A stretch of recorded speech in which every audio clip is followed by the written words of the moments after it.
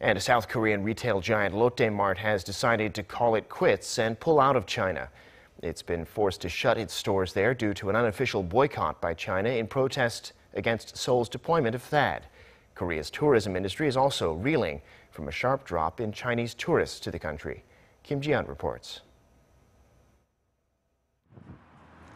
After racking up hundreds of millions of dollars in losses, Korean retail giant Lotte Group is selling its hypermarket chain in China.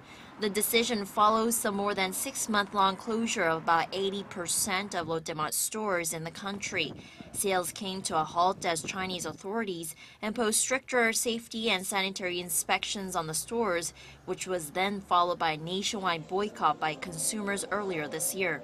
All this is in retaliation to Lotte's agreement with the South Korean government to offer land to accommodate the THAAD missile defense system. Nothing has been fixed yet, but Lotte Mart may sell off everything it has in China or a significant chunk of it.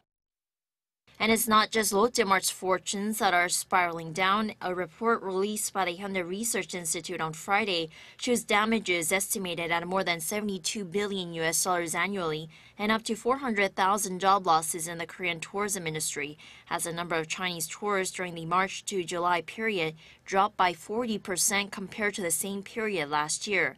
The report estimates that more than 3.3 million prospective Chinese tourists have canceled plans to visit Korea during the past 5 months.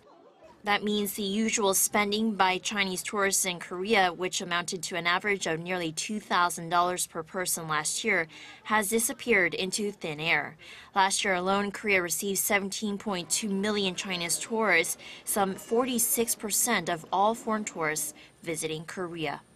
Kim Ji-yeon, Arirang News.